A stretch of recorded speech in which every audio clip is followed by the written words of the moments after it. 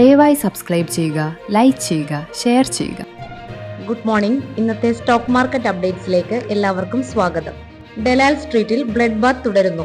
West ഏഷ്യയിലെ യുദ്ധ പശ്ചാത്തലത്തിൽ ആഗോള വിപണികളിലുണ്ടായ ഇടിവിനൊപ്പമാണ് ഇന്ത്യൻ വിപണികളും താഴ്ന്നത്.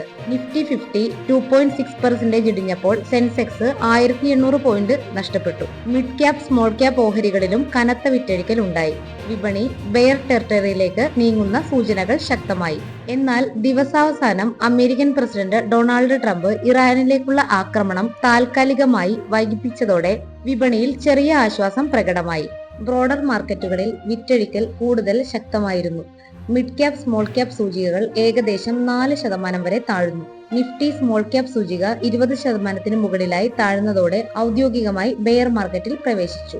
NSDL ഡാറ്റ പ്രകാരം മാർച്ച് 20 വരെ വിദേശ നിക്ഷേപകർ 1,03,967 കോടി ഇന്ത്യൻ വിപണികളിൽ നിന്നും പിൻവലിച്ചു. ആഗോള വിപണികളിലും സമാനമായ സെല്ലിംഗ് ഉണ്ടായി. ജപ്പാനിലെ നിക്കി 3.5% ഇടിഞ്ഞപ്പോൾ ചൈനയുടെ CSI 300 3.5% താഴ്ന്നു. ദക്ഷിണ കൊറിയയിലെ കോസ്പി 6% ഇടിഞ്ഞു. ജിയോ പൊളിറ്റിക്കൽ സംഘർഷവും കമ്മോഡിറ്റി വൊളാറ്റിലിറ്റിയും നിക്ഷേപകരെ ആശങ്കയിലാക്കി. അതേസമയം അമേരിക്കൻ വിപണികൾ ശക്തമായി ഉയർന്നു. S&P 500 2% മുകളിലേക്കായി. Dow Jones Industrial Average, Nasdaq Composite എന്നിവയും നേട്ടം രേഖപ്പെടുത്തി. ക്രൂഡ് ഓയിൽ വില കുറഞ്ഞത് വിമാനയാത്രയും ബാങ്കിംഗ് മേഖലയ്ക്കും പിന്തുണയായി. ഗ്ലോബൽ റിസ്ക് അപ്പറ്റൈറ്റ് വീണ്ടെടുക്കുന്നതിന് സൂചനയായി. മാർക്കറ്റ് സെന്റിമെന്റ്സ് ഇപ്പോഴും സൂക്ഷ്മതയോടെയും ബിയറിഷ് സ്വഭാവത്തോടെയും തുടരുന്നു. ടെക്നിക്കൽ ഇൻഡിക്കേറ്ററുകൾ ദുർബലമാകുകയും ഷോർട്ട് പൊസിഷനുകൾ ഉയരുകയും ചെയ്തിട്ടുണ്ട്. എങ്കിലും അടുത്തിടെ ഉണ്ടായ തിരുത്തലിനെ തുടർന്ന് വാല്യുവേഷനുകൾ ചരിത്ര ശരാശരിയോട് അടുത്തു. ശക്തമായ corporate earnings, return on equity എന്നിവ വിപണിക്ക് പിന്തുണയാകുമെന്ന് വിദഗ്ധർ വിലയിരുത്തുന്നു. ഇതിനിടെ ഇന്ത്യൻ രൂപ ചരിത്രത്തിലെ ഏറ്റവും കുറഞ്ഞ നിലയിലേക്ക് വീണു. ആദ്യമായി ഡോളറിന് 94 കടന്നു. ഡോളറിന്റെ ശക്തി, FPI ഔട്ട്ഫ്ലോകൾ, ജിയോ പൊളിറ്റിക്കൽ സംഘർഷം എന്നിവയാണ് പ്രധാന കാരണങ്ങൾ. ഫിനാൻഷ്യൽ ഇയർ 26-ൽ രൂപ ഏകദേശം 10% വരെ ഇടിഞ്ഞിട്ടുണ്ട്. 2014 ശേഷമുള്ള ഏറ്റവും മോശം പ്രകടനമാണിത്. ഉയർന്ന ക്രൂഡ് ഓയിൽ വില കാരണം ഇറക്കുമതി ചെലവും പണപ്പെരുപ്പ ഭീഷണിയും കൂടുന്നു. അതേസമയം ഗിഫ്റ്റ് നിഫ്റ്റി ഓപ്പൺ ചെയ്തത് 4.5% മുകളിലേക്ക് ഉയർന്നു. ഡൊണാൾഡ് ട്രംപ് ഇറാനിലേക്കുള്ള ആക്രമണം നിർത്തിവെച്ചതോടെ ജിയോ പൊളിറ്റിക്കൽ സമ്മർദ്ദം കുറയുന്നതിന്റെ സൂചനയായി ഇത് കണക്കാക്കുന്നു. ഇത് ഇന്ത്യൻ വിപണികൾക്ക് ശക്തമായ ഗ്യാപ്പ് അപ്പ് ഓപ്പണിംഗിനുള്ള സാധ്യത സൂചിപ്പിക്കുന്നു. നിഫ്റ്റി വീണ്ടും 23,000 എന്ന നില തിരിച്ചുപിടിക്കാമെന്ന പ്രതീക്ഷയുണ്ട്. എന്നാൽ അടുത്ത 24 മണിക്കൂറിലെ സംഭവ വികാസങ്ങൾ നിർണായകമാകാം. HDFC ബാങ്ക് ചെയർമാന്റെ രാജിക്ക് പിന്നാലെ ഉയർന്ന പ്രൊഫൈൽ രാജികളിൽ അനാവശ്യ സൂചനകൾക്ക് ഇടമില്ലെന്ന് വ്യക്തമാക്കി. ബോർഡിലുള്ള പ്രശ്നങ്ങൾ വ്യക്തമായി രേഖപ്പെടുത്തുകയും തെളിവുകളോടെ അവതരിപ്പിക്കുകയും ചെയ്യേണ്ടതുണ്ടെന്ന്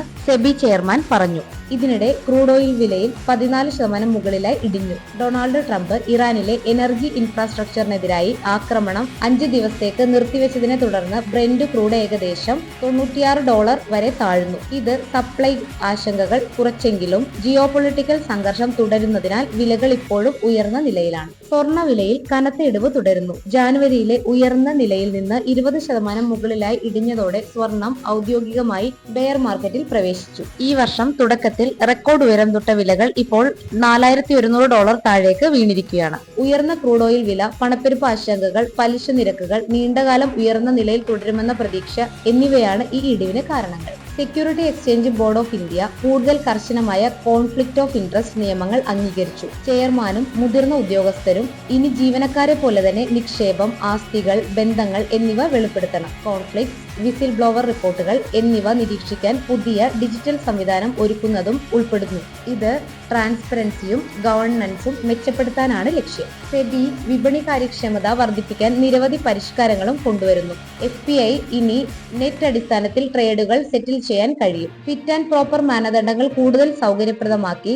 AIF റേറ്റ്സ് ഇൻവൈറ്റ്സ് നിയമങ്ങളിൽ ഇളവുകൾ വരുത്തി. സോഷ്യൽ ഇമ്പാക്ട് ഫണ്ടുകളിൽ കുറഞ്ഞ നിക്ഷേപ പരിധി 1000 കുറച്ചു. കോർപ്പറേറ്റ് ലോ അമെൻഡ്മെന്റ്സ് ബിൽ ലോക്സഭയിൽ അവതരിപ്പിച്ച ശേഷം ജോയിന്റ് പാർലമെന്ററി കമ്മിറ്റിക്ക് വിടുകയായിരുന്നു. ഫ്രഞ്ച് കമ്പനിയായ ടോട്ടൽ എനർജീസ് അമേരിക്കയിൽ ഉണ്ടായിരുന്ന 2 ഓഫ്ഷോർ വിൻഡ് പ്രോജക്ട് $1 ബില്യൺ ഡീലിന്റെ ഭാഗമായി നിർത്തിവെച്ചു. ഇത് ഫോസിൽ ഫ്യൂവൽ നിക്ഷേപത്തിലേക്കുള്ള മാറ്റത്തിന്റെ സൂചനയായി കണക്കാക്കപ്പെടുന്നു. പരിസ്ഥിതി സംഘടനകളുടെ വിമർശനവും ഉയർന്നു. ഇന്ത്യയിലെ പ്രമുഖ വിമാന കമ്പനിയായ ഇൻഡിഗോ മുൻ എയർ ഇന്ത്യ എക്സ്പ്രസ് CEO ആയ അലോക് സിംഗിനെ ചീഫ് സ്ട്രാറ്റജി ഓഫീസറായി നിയമിച്ചു. കമ്പനി വിപുലീകരണവും ആഗോള നില ശക്തിപ്പെടുത്തലും ലക്ഷ്യമിട്ടാണ് ഈ നീക്കം. ക്രിപ്റ്റോ പ്ലാറ്റ്ഫോമായ കോയിൻ DCX സഹസ്ഥാപകരായ സുമിത് ഗുപ്തയും നീരജും 71 ലക്ഷം രൂപയുടെ തട്ടിപ്പ് കേസിൽ അറസ്റ്റിലായി. കമ്പനി ആരോപണം നിഷേധിച്ചു. വ്യാജ വ്യക്തികൾ ഇവരുടെ പേരിൽ തട്ടിപ്പ് നടത്തിയെന്നാണ് പറയുന്നത്. സർക്കാർ RODTEP പദ്ധതിയുടെ പൂർണ്ണ നികുതി ഫണ്ട് ആനുകൂല്യം പുനഃസ്ഥാപിച്ചു. വെസ്റ്റ് ഏഷ്യയിലെ പ്രതിസന്ധി മൂലമുള്ള ഗതാഗത ചെലവുകൾ ഉയർന്ന സാഹചര്യത്തിൽ ഇത് എക്സ്പോർട്ടർമാർക്ക് ആശ്വാസമാകും. പ്രധാനമന്ത്രി നരേന്ദ്രമോദി സ്ട്രെയിറ്റ് ഓഫ് ഹോർമൂസ് വഴി ഇന്ത്യയിലേക്കുള്ള ആവശ്യ സാധനങ്ങളുടെ കപ്പൽ ഗതാഗതം സുരക്ഷിതമാക്കാൻ ഗ്ലോബൽ പങ്കാളികളുമായി ചർച്ച നടത്തുകയാണെന്ന് അറിയിച്ചു. എനർജി സപ്ലൈ ഉറപ്പാക്കുന്നതിനും സ്ട്രാറ്റജിക് പെട്രോളിയം റിസർവ് വർദ്ധിപ്പിക്കുന്നതിനും സർക്കാർ നടപടികൾ സ്വീകരിച്ചു വരുന്നു. പ്രധാനമന്ത്രി നരേന്ദ്രമോദി സ്ട്രെയിറ്റ് ഓഫ് ഹോർമൂസ് വഴി ഇന്ത്യയിലേക്കുള്ള ആവശ്യ സാധനങ്ങളുടെ കപ്പൽ ഗതാഗതം സുരക്ഷിതമാക്കാൻ ഗ്ലോബൽ പങ്കാളികളുമായി ചർച്ച നടത്തുകയാണെന്ന് അറിയിച്ചു. എനർജി സപ്ലൈ ഉറപ്പാക്കുന്നതിനും സ്ട്രാറ്റജിക് പെട്രോളിയം റിസർവ് വർദ്ധിപ്പിക്കുന്നതിനും സർക്കാർ നടപടികൾ സ്വീകരിച്ചു വരുന്നു. ഇന്ത്യയുടെ 10 വർഷ ബോണ്ട് ഈൽഡ് 6.8% മുകളിലെത്തി. ഉയർന്ന ക്രൂഡ് ഓയിൽ വിലയും US-ഇറാൻ സംഘർഷവും മൂലം പണപ്പെരുപ്പ ആശങ്കകൾ വർദ്ധിച്ചതാണ് കാരണം. വിദഗ്ധർ സൂക്ഷ്മമായ നിക്ഷേപം നിർദ്ദേശിക്കുന്നു. Short term high yield corporate bonds കൂടുതൽ സുരക്ഷിതമാകാമെന്നാണ് വിലയിരുത്തൽ. ബാങ്ക് ഓഫ് ബറോഡ വനിതാ സ്വയം സഹായ ഗ്രൂപ്പുകൾക്ക് UPI അടിസ്ഥാനത്തിലുള്ള ഓവർഡ്രാഫ്റ്റ് സൗകര്യം അവതരിപ്പിച്ചു. 5000 രൂപ വരെ എളുപ്പത്തിൽ ക്രെഡിറ്റ് ലഭ്യമാക്കുന്ന ഈ പദ്ധതി സാമ്പത്തിക ഉൾപ്പെടുത്തലിന് സഹായകരമാകും. ദുബായിൽ പ്രോപ്പർട്ടി വാങ്ങിയ ഇന്ത്യൻ നിക്ഷേപകർക്ക് ED നോട്ടീസുകൾ ലഭിച്ചു. ക്രെഡിറ്റ് കാർഡ് ഉപയോഗിച്ച് വിദേശത്ത് സ്വത്ത് വാങ്ങുന്നത് RBI നിയമപ്രകാരം നിരോധിതമായതിനാൽ ഫോറക്സ് നിയമലംഘനങ്ങൾ പരിശോധിക്കുന്നു. മാർച്ച് 31 അവസാന തീയതി അടുത്തതിനാൽ നികുതി ലാഭത്തിനും നിയമാനുസൃതമായി പ്രധാന സാമ്പത്തിക പ്രവർത്തനങ്ങൾ പൂർത്തിയാക്കണം. ഈ ആഴ്ചയിലെ corporate actions: Gujarat Intrux limited interim dividend ₹7.5 രൂപ. Manbro industries limited stock split 10:1. Regal Entertainment and Consultants Limited right issue of equity shares. V2 Retail Limited stock split from 10:1. Angel One Limited interim dividend ₹1.75. Avex Apparel and Ornaments Limited stock split from 10:5. Hindu Rectifiers Limited bonus issue 1:1. Housing and Urban Development Corporation Limited interim dividend ₹1.25. Samvardhana Motherson International Limited interim dividend ₹0.35. Vedanta Limited interim dividend ₹11. Crisil Limited final dividend ₹28. R&B Denim Limited stock split from 2:1.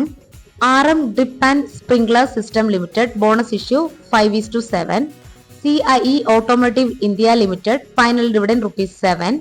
Scuffler India Limited final dividend ₹35. ABB India Limited final dividend ₹29.59. Vesuvius India Limited final dividend ₹1.5. ഇന്നത്തെ IPO listing GSP crop science limited.